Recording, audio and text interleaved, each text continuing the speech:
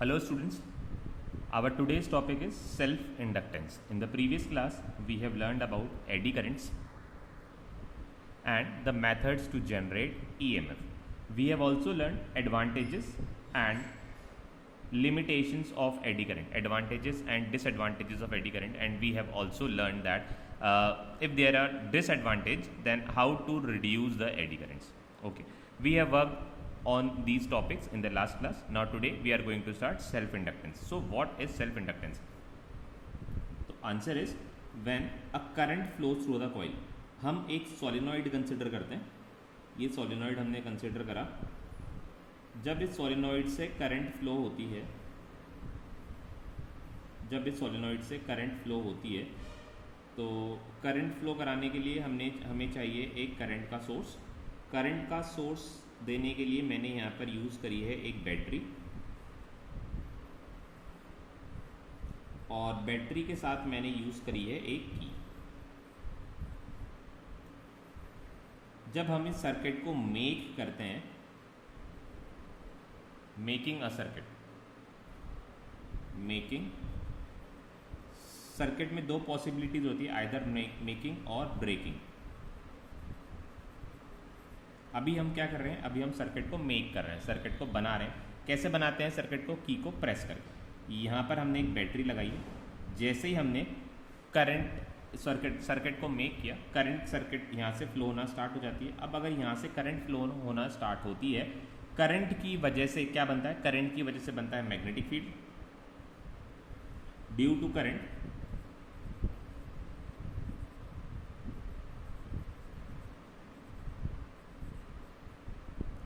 Magnetic field, due to current magnetic field induces.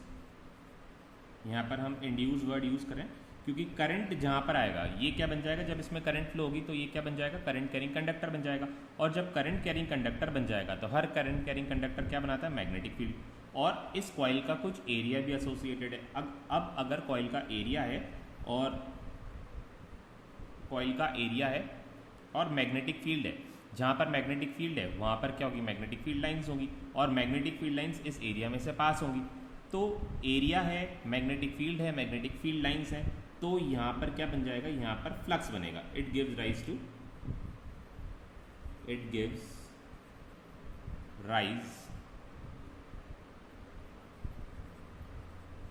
To flux. अब flux का formula क्या होता है? फ्लक्स का फॉर्मूला होता है बी डॉट ए.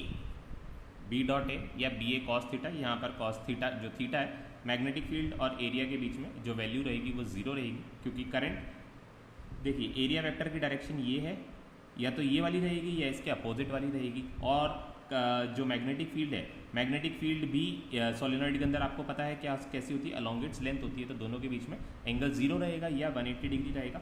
दोनों ही केसेस में जो फ्लक्स है वो ज़ीरो नहीं होगा. कॉस ज़ीरो या कॉस 180 या तो 1 होएगा या -1 होगा, तो फ्लक्स ज़ीरो नहीं होगा. 90 डिग्री नहीं हो रहा मतलब फ्लक्स ज़ीरो नहीं हो रहा. B dot A. अब सोलेनॉइड के अंदर मैग्नेटिक फील्ड आपको पता है कितनी होती है? सोलेनॉइड में मैग्नेटिक फील्ड होती है म्यू नॉट एन आई. सोलेनॉइड में मैग्नेटिक फील्ड होती है म्यू नॉट एन आई, और यहाँ पर हमने लगा दिया ए. अब ये जो फ्लक्स है, it is the flux linked with one coil. Flux linked with one turn कह देते हैं हम इसको. Flux linked with one turn. अब टोटल फ्लक्स लिंक कितने हो जाएंगे? जितनी नंबर ऑफ टर्न्स हमारे पास यहाँ पर है उतनी फ्लक्स यहाँ पर हो जाएगी. Total flux link, total flux link कितना हो जाएगा? Total flux linked is phi net is equals to N. अगर टोटल नंबर ऑफ टर्न्स इस कॉइल में, टोटल नंबर ऑफ टर्न्स हमारे पास कैपिटल एन है, तो phi net is equals to N mu naught N I A. This is the total flux linked with the coil. यहाँ पर हमने देखा जो फ्लक्स है, फ्लक्स है किसके डायरेक्टली प्रोपोर्शनल है? देखिए यहाँ पर नंबर ऑफ टर्न्स कॉइल में फिक्स्ड है. परमिएबिलिटी स्पेस पर डिपेंड करेगी, जिस मीडियम में कॉइल रखी हुई है उस पर डिपेंड करेगी, तो हम उसको बार बार नहीं बदल रहे हैं, तो मीडियम की परमिएबिलिटी भी फिक्स रहेगी। Number of turns per unit length, small n क्या होता है, number of turns per unit length, ये भी क्या रहेगी, ये भी फिक्स रहेगी। और एरिया ऑफ द कॉइल वो भी फिक्स है, हम उसको भी नहीं छेड़ रहे। तो बदल क्या सकता है, बदल सकता है सिर्फ करंट। तो फ्लक्स डिपेंड कर रहा है करंट पर। फ्लक्स किस पर डिपेंड कर रहा है, करंट पर डिपेंड कर रहा है। और जब यहाँ पर हम प्रोपोर्शनलिटी का साइन हटाते हैं और एक कांस्टेंट इंट्रोड्यूस करते हैं, this constant is called self inductance of the coil. This constant is called self inductance of the coil, जिसकी वैल्यू हो जाती है L is equals to phi by I, जिसकी वैल्यू क्या हो जाती है, phi by I, where L is self inductance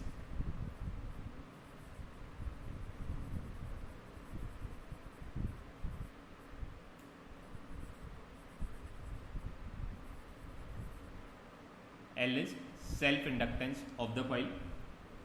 definition कैसे बनाओगे इसकी, डेफिनेशन देखो बहुत सिंपल दिख रही है यहाँ पे। अगर हम करंट को 1 बना देते हैं तो फ्लक्स, ये सेल्फ इंडक्टेंस किसके इक्वल हो जाएगा, flux linked with the coil when the current is 1 ampere. Flux linked with the coil when the current is 1 ampere.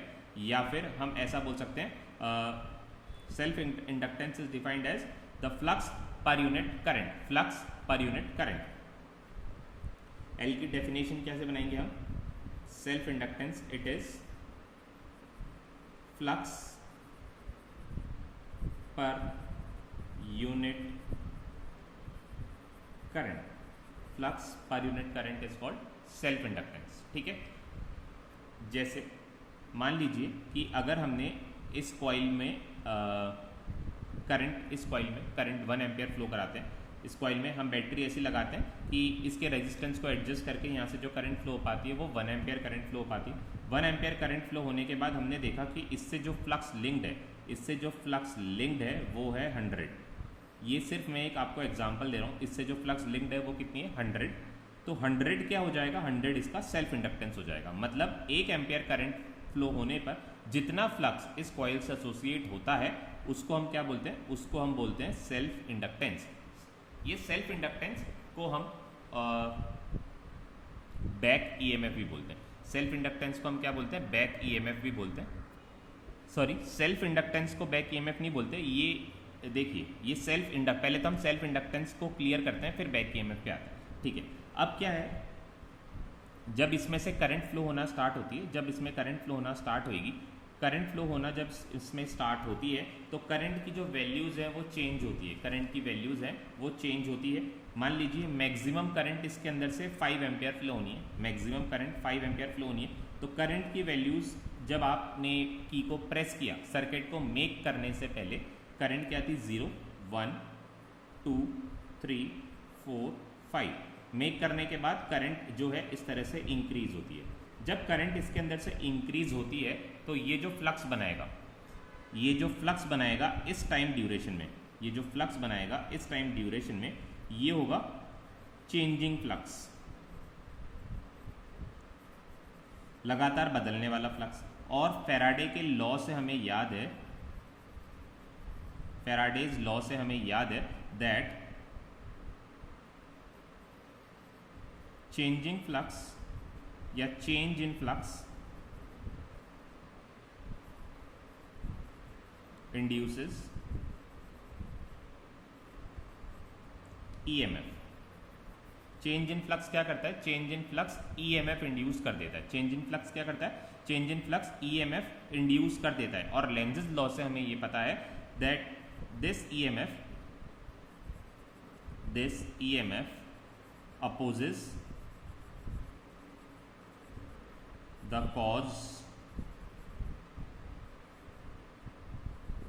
opposes the cause of change। जो इस फ्लक्स को चेंज कर रहा है, ये इंड्यूस ईएमएफ कुछ ऐसी होगी कि जो इस फ्लक्स को चेंज कर रहा है ये उस कॉज को अपोज करेगा, ये उस कॉज को अपोज करेगा, कॉज को अपोज करेगा। ये ध्यान रखना है आपको, किसको अपोज करेगा, जो इसको चेंज करने की कोशिश कर रहा है, किसको, फ्लक्स को जो चेंज करने की कोशिश कर रहा है ये उसके कॉज को अपोज करेगा। ठीक है, तो इसमें जब ये करंट चेंज हो रही है, करंट चेंज हो रही है मतलब करंट इंक्रीज हो रही है, करंट इंक्रीज हो रही है, तो इसमें क्या होगा, इसमें एक फ्लक्स इंड्यूस हो जाएगा। जब इसमें करंट जब चेंज हो रही है तो मैग्नेटिक फ्लक्स चेंज हो रहा है, और मैग्नेटिक फ्लक्स के चेंज होने की वजह से इसमें एक ईएमएफ इंड्यूस हो जाएगा। ये ईएमएफ इस तरह से इंड्यूस होगा कि ये इस चेंज को अपोज करने की कोशिश करेगा। ये ईएमएफ इस तरह से इंड्यूस होगा कि ये इस चेंज को अपोज करने की कोशिश करेगा। अपोज कैसे करेगा, देखिए यहाँ पर चेंज कैसा है, चेंज है increasing, change is increasing. Change कैसा है, चेंज है बढ़ने वाला चेंज है, चेंज कैसा है, बढ़ने वाला चेंज है। तो इसको अपोज कैसे करेगा, इसको अपोज करने के लिए द कॉइल विल जनरेट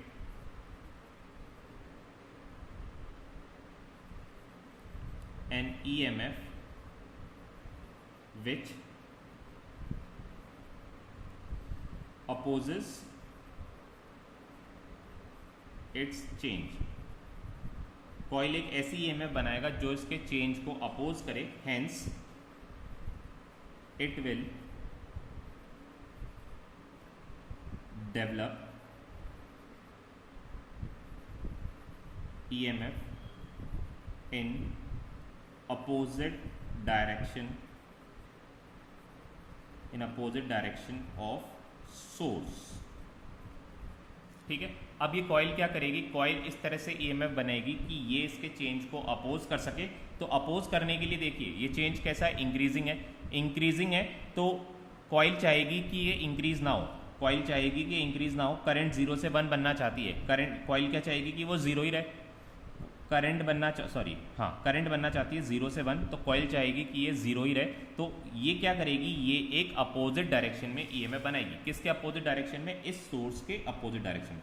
ये सोर्स है हमारा, ये इस तरह से करंट बना रहा है, यहाँ पर करंट ऐसे जा रही है, तो ईएमएफ जो इसके अक्रॉस बनेगा वो उल्टी डायरेक्शन में बनेगा। किसके उल्टी डायरेक्शन में, सोर्स के उल्टी डायरेक्शन में। मतलब इस साइड रहेगा पॉजिटिव और इस साइड रहेगा negative.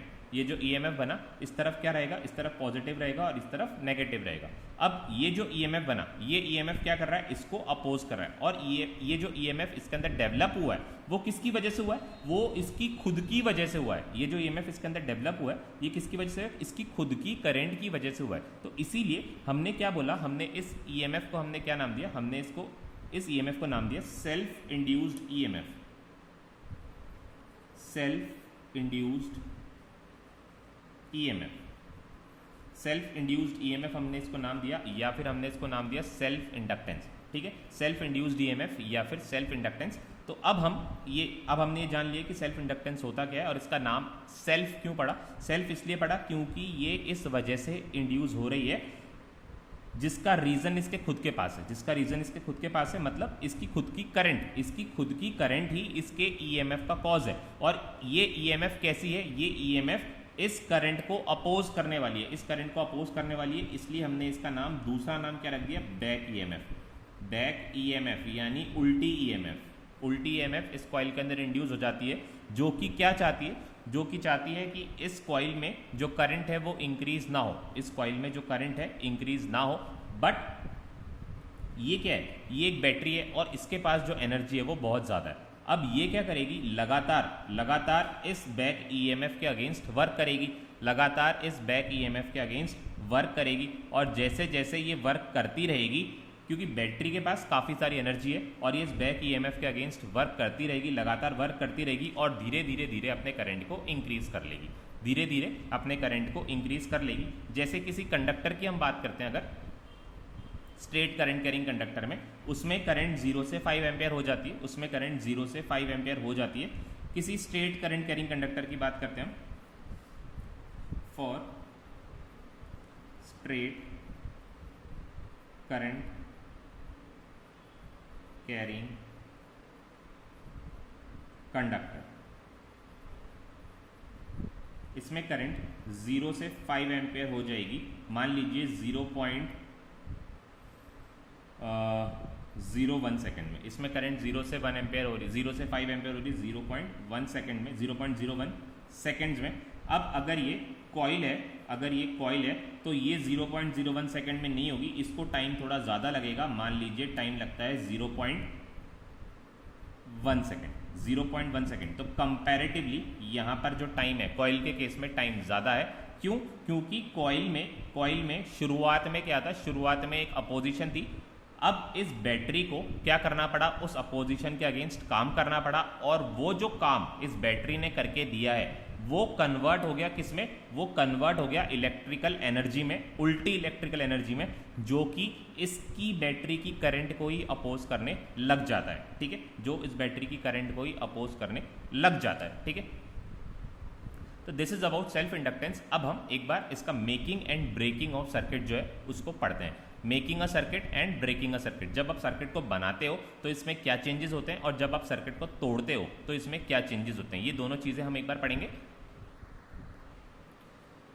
Self inductance, making of a circuit. जब आप सर्किट को बनाते हो यानी की को प्रेस करते हो, तो पहले हम एक कॉइल कंसिडर करते हैं। तो ये कॉइल हमने कंसिडर करी है, और सपोज इसका जो ईएमएफ है, हम इसका जो ईएमएफ है वो ई मान लेते हैं। दिस इज ई नॉट हम इसको मान लेते हैं, जिस ईएमएफ की हमने बैटरी लगाई है, और यहाँ पर हमने सर्किट को क्या किया है, मेक किया है, यानी की को प्रेस किया है। की को प्रेस करने से यहाँ पर करंट दौड़ना स्टार्ट होती है, करंट बनना स्टार्ट होती है। कह लीजिए की को प्रेस करने से जस्ट पहले, की को प्रेस करने से जस्ट पहले करंट क्या थी, 0 थी।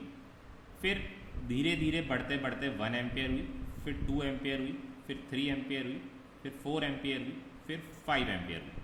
करंट धीरे धीरे इंक्रीज होती है। कैसे इंक्रीज होती है, ये इंक्रीज हो रही है 0 से 5 एम्पियर तक, 0 से 5 एम्पियर तक। तो जब ये 0 से 5 एम्पियर तक इंक्रीज हो रही है तो इसके ईएमएफ का क्या, तो इसके ईएमएफ का क्या। तो एक बार हम पहले ईएमएफ पर बात कर लेते हैं। ईएमएफ की ईएमएफ कितनी इंड्यूस होती है। ठीक है, तो इंड्यूस ईएमएफ की अगर हम बात करते हैं, induced EMF in coil, induced EMF in coil, ये मेकिंग और ब्रेकिंग दोनों ही केसेस में इंड्यूस ईएमएफ जो रहेगी उसका जो फॉर्मूला रहेगा वो सेम रहेगा। सेम फॉर्मूले से जो ईएमएफ है वो इंड्यूस होगी। वो फॉर्मूला हम देखते हैं अभी। ठीक है, इंड्यूस ईएमएफ का फॉर्मूला हमने पढ़ा था, E इज इक्वल्स टू क्या पढ़ा था, minus D five by D T, minus D five by D T. ठीक है, अब हमने ये पढ़ा है कि जो फ्लक्स होता है, फ्लक्स का फॉर्मूला क्या होता है, फ्लक्स होता है एल आई, फ्लक्स क्या होता है, एल आई, और यहाँ पर हमने क्या पढ़ा, D T. Phi is directly proportional to I, और फिर फाई हमने क्या पढ़ा था, फाई किसके इक्वल रखा था, फाई एल आई के इक्वल रखा था। तो ईएमएफ किसके इक्वल आ जाएगा, एल। एल क्या है, कॉइल का सेल्फ इंडक्टेंस। ये जैसे रेजिस्टेंस एक किसी भी रजिस्टर की इंट्रिंसिक प्रॉपर्टी होती है, उसकी वैल्यू फिक्स होती है, वैसे ही सेल्फ इंडक्टेंस की वैल्यू भी किसी कॉइल के लिए फिक्स होती है। सेल्फ इंडक्टेंस की वैल्यू भी रेजिस्टेंस की तरह किसी कॉइल के लिए फिक्स रहती है। और सेल्फ इंडक्टेंस का फॉर्मूला बना E minus L, E is equals to minus L D I by D T. तो this is the formula for self inductance, this is the formula for self inductance. ठीक है, अब इस पे आप वापस आते हैं करंट पर। जैसे ही हमने सर्किट को मेक किया तो करंट जो है ये इंक्रीज होने लगी, 0 से 1, 1 से 2, 2 से 3, 3 से 4, 4 से 5। अब शुरुआत में इनिशियली या शुरुआत में करंट को चेंज होना है। करंट को कितना चेंज हो रहा है, करंट को 0 से 5 तक का चेंज हो रहा है। तो यहाँ पर इस फॉर्मूले पे आइए, आप इस फॉर्मूले पर आइए और आप देखिए कि करंट को चेंज होना है 0 से 5। तो अभी जो चेंज है, ईएमएफ किसके डायरेक्टली प्रोपोर्शनल होता है, चेंज के डायरेक्टली प्रोपोर्शनल है। और चेंज कहाँ से कहाँ तक होना है, 0 से 5 तक का चेंज होना है, 0 से 5 तक का चेंज होना है। और इनिशियली अभी टाइम क्या है, टाइम इलैप्स्ड बहुत कम हुआ है। टाइम, ये कौन सा टाइम है, बीतने वाला टाइम। सर्किट को बनाने के बाद जैसे जैसे टाइम बीतता रहेगा उस टाइम की हम बात कर रहे हैं। तो शुरुआत में चेंज जो है वो क्या है, 0 से 5 तक का चेंज है। और जो टाइम है, टाइम जो हमने अपनी घड़ी चालू करी है उसमें अभी टाइम जो है वो ज़्यादा नहीं हुआ है। और जो टाइम है जो करंट है उसको 0 से 5 तक बदलना है। ठीक है, तो करंट को 0 से 5 तक बदलना है। और जो टाइम है, टाइम इलैप्स्ड, सर्किट को मेक करने के बाद जो टाइम बीता है वो अभी बहुत कम है। और करंट को 0 से 5 तक बदलना है। तो इंड्यूस ईएमएफ की वैल्यू क्या रहेगी, इंड्यूस ईएमएफ की वैल्यू सबसे ज़्यादा रहेगी। मान लीजिए यहाँ पर इंड्यूस ईएमएफ की वैल्यू है 5 वोल्ट्स, या फिर हम कह लेते हैं कि हमने कि बैटरी लगाइए तो शुरुआत में इंड्यूस ईएमएफ भी कितना रहेगा, ये ई नॉट रहेगा। ई नॉट की वैल्यू हम कितनी मान लेते हैं, ई नॉट की वैल्यू हम 5 मान लेते हैं, इक्वल टू ई नॉट। ठीक है, ये इंड्यूस ईएमएफ है बट अपोजिट डायरेक्शन में, equal to minus E naught. शुरुआत में ये इसको अपोज करेगा, ये एक ऐसा ईएमएफ बनाएगा अपने दोनों तरफ कि ये इसको अपोज करेगा। ये जो ईएमएफ, ये ए टर्मिनल है और बी टर्मिनल है, ए और बी के बीच में जो पोटेंशियल डिफरेंस जो ईएमएफ डेवलप हुई है ई ए बी, ये ई ए बी किसके इक्वल होगा, माइनस ई नॉट के इक्वल होगा। कब इक्वल होगा, शुरुआत में, जब टाइम इलैप्स बहुत कम होगा, 0 के बराबर, घड़ी के चालू करते ही। स्विच को जैसे हमने यहाँ पे प्रेस किया और हमने हमारी स्टॉप वॉच को शुरू कर दिया। स्टॉप वॉच को शुरू करते ही शुरुआत में हमने देखा कि यहाँ पर जो ईएमएफ है, इसके दोनों टर्मिनल्स के बीच में जो ईएमएफ है वो इसके बराबर है।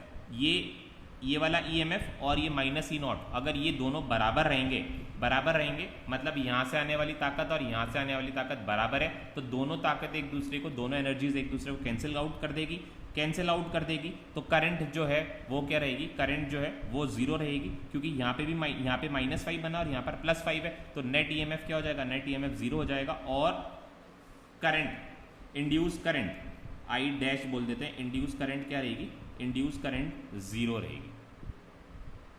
ठीक है, करंट इंड्यूस मतलब कोई भी करंट इंड्यूस नहीं होगी। जैसे जैसे ईएमएफ बढ़ता जाएगा करंट इंड्यूस होती रहेगी। अब देखिए नेक्स्ट स्टेप में क्या हो रहा है। नेक्स्ट स्टेप में अब इस बैटरी ने क्या किया, इस बैटरी ने इस अपोजिशन के अगेंस्ट वर्क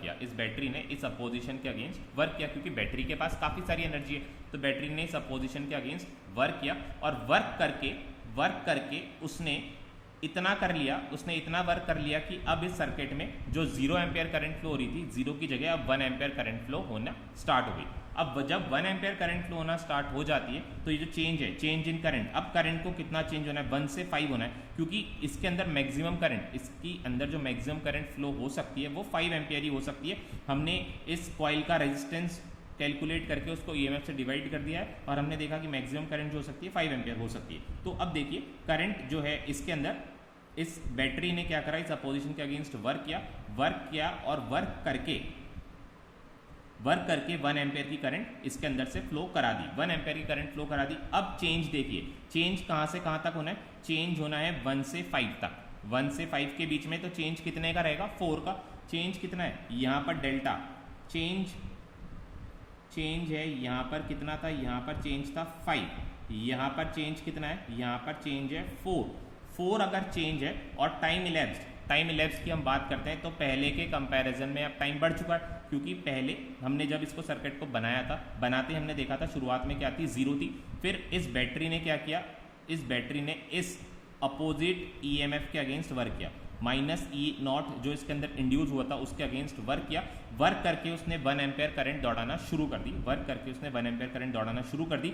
अब बैटरी को कितना चेंज करना है, अब बैटरी को करंट जो बदलनी है वो 1 से 5 तक बदलनी है। पहले कितनी बदलनी थी, 0 से 5, अब कितनी बदलनी है, 1 से 5 बदलनी है। तो देखिए चेंज डिक्रीज हो गया और टाइम इंक्रीज हो गया। चेंज के डिक्रीज होने से और टाइम के इंक्रीज होने से इंड्यूस ईएमएफ जो है वो कम हो जाएगा।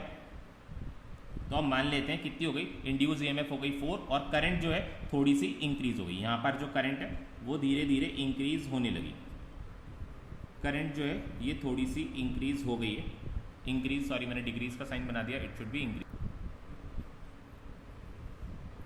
ठीक है, करंट,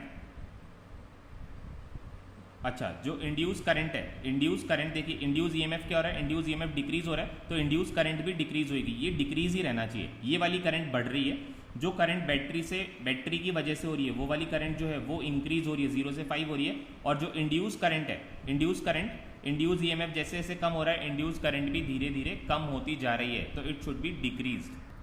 तो ये डिक्रीज ही रहना चाहिए, इंड्यूस करंट डिक्रीज हो गई, क्योंकि पहले यहाँ पर इंड्यूस ईएमएफ ज़्यादा था तो इंड्यूस करंट भी ज़्यादा थी। तो इंड्यूस करंट क्या कर रही है, इंड्यूस करंट इस करंट को अपोज कर रही है और जो नेट करंट बन रही है वो 0 बन रही है। अब क्या है, ये वाली जो करंट है ये इंक्रीज हो चुकी है और इंड्यूस करंट की वैल्यू धीरे धीरे डिक्रीज हो रही है। अब देखिए टाइम थोड़ा सा और बढ़ गया, और अब क्या करना है, अब बैटरी को ये करंट बनानी है, करंट कहाँ से कहाँ तक चेंज करनी है, 2 से 5 तक चेंज करना है। तो अब डेल्टा कितना हो गया, चेंज इन करंट, बैटरी को और कितना चेंज करना है, बैटरी को और 3 चेंज करना है। पहले कितना था 5, ज़्यादा चेंज ज़्यादा ईएमएफ, फिर चेंज कम हुआ ईएमएफ कम हुआ, चेंज अब और कम हो गया ईएमएफ और कम हो जाएगा। और इस चेंज के कम होने के साथ साथ ये जो टाइम है ये टाइम भी बढ़ता जा रहा है, तो इससे ईएमएफ की वैल्यू जो है और कम होते जा रही है। मान लीजिए अब ईएमएफ कितनी हो गई, ईएमएफ 3 हो गई, तो करंट जो है इंड्यूस करंट ये और डिक्रीज हो गई, इंड्यूस करंट डिक्रीज हो गई, इसकी ताकत इंड्यूस करंट की ताकत कम होती जा रही है और बैटरी की वजह से जो करंट इसके अंदर फ्लो होनी है उसकी ताकत बढ़ती जा रही है। अब देखिए यहाँ पर डेल्टा अब कितना चेंज होना है, डेल्टा जो चेंज होना है करंट को जो चेंज होना है वो अब सिर्फ 2 होना है। ये जो चेंज होना है अब देखिए 3 से अब बैटरी को कितना काम करना है, देखिए बैटरी ऑलरेडी इतना काम कर चुकी है कि वो 0 से 3 एम्पियर करंट को सर्किट में 0 से 2 एम्पियर के करंट को सर्किट में अलाउ कर चुकी है, 0 से 2 एम्पियर के करंट को सर्किट में अलाउ कर चुकी है। कैसे अलाउ कर चुकी है, इस नेगेटिव इंड्यूस ईएमएफ के अगेंस्ट वर्क करके इतनी करंट अब सर्किट में अलाउ हो चुकी है। ठीक है, अब उसको करना है 3 से 5, तो चेंज कितना है, डेल्टा है 2 और जो टाइम है वो थोड़ा सा और बढ़ गया, तो डेल्टा कम हो गया, टाइम बढ़ गया, इंड्यूस ईएमएफ की वैल्यू जो है और कम हो गई, इंड्यूस ईएमएफ कम हो गई, तो ये जो करंट है ये इंड्यूस करंट और डिक्रीज हो गई, इंड्यूस करंट और डिक्रीज हो गई। अब देखिए चेंज कितना रह जाएगा, अब चेंज रह जाएगा सिर्फ 1 का, चेंज सिर्फ 1 का रह जाएगा, तो इंड्यूस ईएमएफ और कम हो जाएगा और करंट की वैल्यू जो है ये और डिक्रीज हो जाएगी। फिर अब जो चेंज है 5 है, अब करंट को कितना होना है, 4 एम्पियर हो चुका है, अब उसको 5 होना है, 5 मैक्सिमम है, इससे ज़्यादा वो नहीं हो सकता, इससे ज़्यादा वो नहीं हो सकता, तो चेंज 0 है, करंट में चेंज होना बंद हो गया, तो इंड्यूस ईएमएफ करंट में देखिए करंट अपनी मैक्सिमम वैल्यू को अटेन कर चुकी है, तो इंड्यूस ईएमएफ क्या रह जाएगा, इंड्यूस ईएमएफ 0 हो जाएगा। अगर इंड्यूस ईएमएफ 0 हो गया तो इंड्यूस करंट भी डिक्रीज होते होते कितनी हो गई, इंड्यूस करंट भी डिक्रीज होते होते 0 हो गई है। इंड्यूस करंट भी डिक्रीज होते होते कैसी हो गई है, इंड्यूस करंट भी डिक्रीज होते होते 0 हो गई है। ठीक है, ये करंट इंड्यूस करंट 0 हो गई है। 0 होने से क्या हुआ, 0 होने से अब बैटरी की ताकत जो है वो ओरिजिनल ताकत से, ओरिजिनल पावर से बैटरी अपना करंट फ्लो करवा रही है। अब उसको अपोज करने के लिए कोई भी ईएमएफ नहीं है, उसको अपोज करने के लिए कोई भी ईएमएफ नहीं है। शुरुआत में ये जो ईएमएफ था ये इसकी जो वैल्यू थी ये मैक्सिमम थी 5, और जैसे जैसे ये करंट में चेंज जो है कम होता गया, वैसे वैसे इंड्यूस ईएमएफ जो है वो कम होता गया और फाइनली क्या हो गया, 0। तो अगर हम ग्राफ प्लॉट करते हैं इंड्यूस ईएमएफ वर्सेस टाइम का, इंड्यूस ईएमएफ वर्सेस टाइम का, this is induce EMF and this is time. Initially induce EMF ज़्यादा था और बढ़ते बढ़ते टाइम बीतता गया, टाइम के बीतते बीतते ये इंड्यूस ईएमएफ क्या रह गया, ये इंड्यूस ईएमएफ 0 की तरफ चला गया, 0 को अप्रोच करने लगा, और 0 होने में जो टाइम लगता है उस टाइम को हम इन्फिनिटी मान लेते हैं। ठीक है, 0 होने में जो टाइम लगता है उस टाइम को हम इन्फिनिटी मान ले रहे हैं, तो this is the curve, this is the curve. ठीक है, पहले ज़्यादा था और फिर टाइम के साथ साथ वो डिक्रीज होते होते होते होते वो फाइनली क्या हो गया, एकदम 0 हो गया। 0 कब होगा, इनफाइनाइट टाइम पे जाके। ये इसको 0 बनाना है तो ये टी को क्या होना पड़ेगा, ये टी को इनफाइनाइट होना पड़ेगा, तो इसलिए हम इसको स्ट्रेट लाइन नहीं बना सकते, हमें इसको कर्व ही बनाना पड़ेगा। टाइम के साथ है, टाइम के इन्वर्सली तो रेक्टेंगुलर, टाइम के इन्वर्सली प्रोपोर्शनल है, रेक्टेंगुलर हाइपरबोला ही बनेगा। और करंट का अगर हम ग्राफ बनाए टाइम के साथ, ये इंड्यूस करंट नहीं है, ये है बैटरी से निकलने वाली करंट का टाइम के साथ हम ग्राफ बनाए, तो इनिशियली करंट 0 थी, इंड्यूस ईएमएफ जैसे जैसे डिक्रीज होने लगी, इंड्यूस ईएमएफ जैसे जैसे डिक्रीज होने लगी, ये इंड्यूस ईएमएफ क्या हो रही है, डिक्रीज हो रही है, इंड्यूस ईएमएफ डिक्रीज हो रही है 5 से 0 की तरफ, और करंट इंक्रीज हो रही है, करंट का इंक्रीज हो रही है, करंट इंक्रीज हो रही है, और इंक्रीज होके इसने सैचुरेशन को अटेन कर लिया, इंक्रीज होके इसने सैचुरेशन को अटेन कर लिया, और सैचुरेटेड वैल्यू कितनी हो गई इसकी, 5 एम्पियर हो गई, इस केस में 5 एम्पियर हो गई। और हमें ये सर्किट में कैसे दिखाना है, ये इस तरह से दिखाना है, this is the saturation point, जब मैक्सिमम करंट सर्किट से फ्लो होना स्टार्ट कर देगा। तो ये दोनों कर्व्स आपको ध्यान रखने, इससे एसोसिएटेड क्वेश्चंस आपसे पूछे जा सकते हैं एग्जाम में, कि ईएमएफ और टाइम के बीच का कर्व पूछा जा सकता है, करंट और टाइम के बीच का कर्व पूछा जा सकता है, कंसेप्चुअल क्वेश्चंस पूछे जा सकते हैं कि इनिशियली इंड्यूस ईएमएफ की वैल्यू कब ज़्यादा होती है, शुरुआत में ज़्यादा होती है या बाद में ज़्यादा होती है। तो आंसर क्या हो जाएगा, इंड्यूस ईएमएफ शुरुआत में ज़्यादा होता है, और टाइम जैसे जैसे बीतता जाता है इंड्यूस ईएमएफ कम होता जाता है, और इंड्यूस ईएमएफ कम होता जाता है तो इंड्यूस करंट भी कम होती जाती है। अब आंसर है कि इलेक्ट्रिकल एनर्जी, ये जो ईएमएफ बन रहा था इसके अंदर, वो ईएमएफ बन क्यों रहा था? तो आंसर है ये ईएमएफ इसलिए बन रहा था, ये ईएमएफ इसलिए बन रहा था, ये इलेक्ट्रिकल एनर्जी इसलिए आ रही थी क्योंकि ये जो बैटरी है इस अपोजिशन के अगेंस्ट वर्क कर रही थी, ये जो बैटरी है इस अपोजिशन के अगेंस्ट वर्क कर रही थी, और बैटरी का यही वर्क जो इस अपोजिशन के अगेंस्ट बैटरी कर रही थी, यही वर्क इंड्यूस ईएमएफ में इलेक्ट्रिकल एनर्जी में कन्वर्ट होकर इसके ऊपर अपीयर हुआ। Lenz's law in conservation of energy. ठीक है, अब हम चलते हैं, ये हमने self inductance and making of circuit कर लिया, अब हमें करना है self inductance in breaking of circuit. जब सर्किट को तोड़ा जाता है, ब्रेक किया जाता है, मतलब इस की को रिलीज किया जाता है, रिलीज किया जाता है मतलब की को निकाल दिया जाता है, तो क्या होता है सर्किट में, क्या क्या चेंजेस होते हैं, हम वो देखते हैं।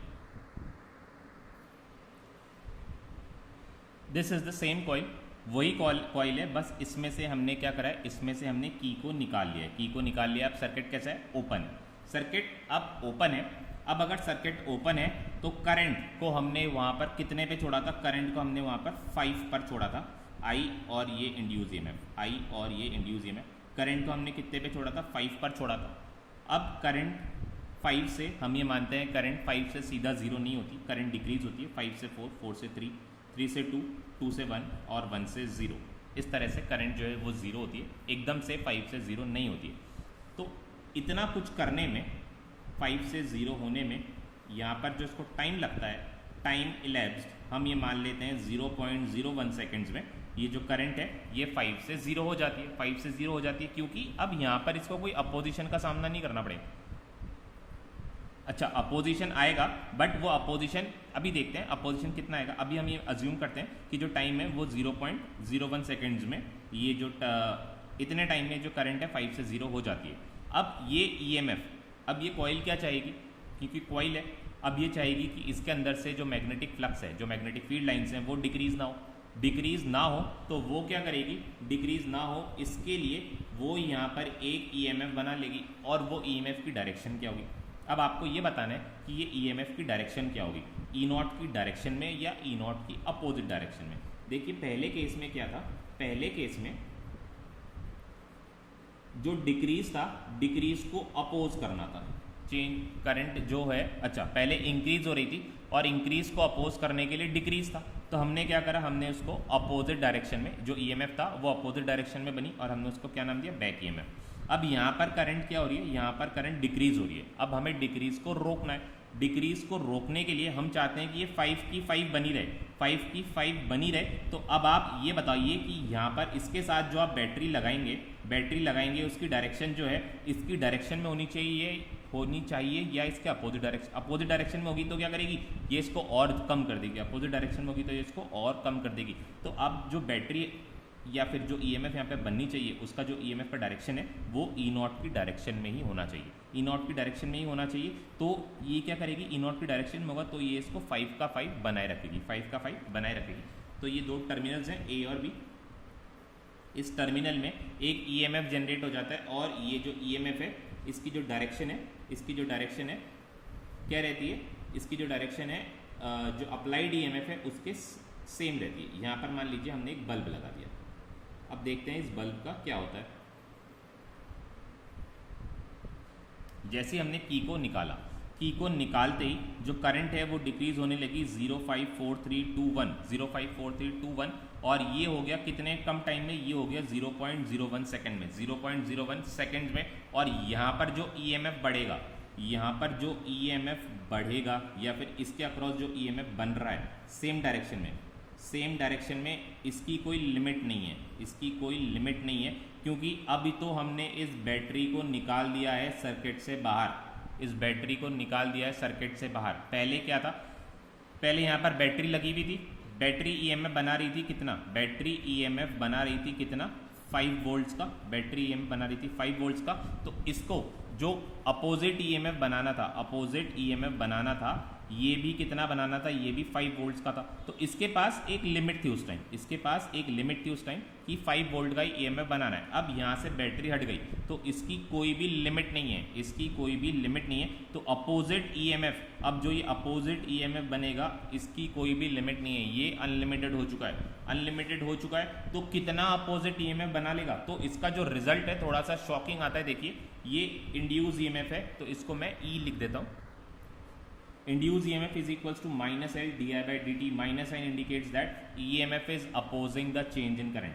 ठीक है, अब ये EMF इंड्यूस EMF की हम बात करते हैं. कॉइल की मान लीजिए हमने जो कॉइल ली है इसका जो सेल्फ इंडक्टेंस है हमारी कैलकुलेशन के अकॉर्डिंग मान लेते हैं इसका जो सेल्फ इंडक्टेंस है वो है 100. सेल्फ इंडक्टेंस हम 100 मान लेते हैं. चेंज इन करंट मान लीजिए करंट जो है यहाँ पर चेंज होती है 5.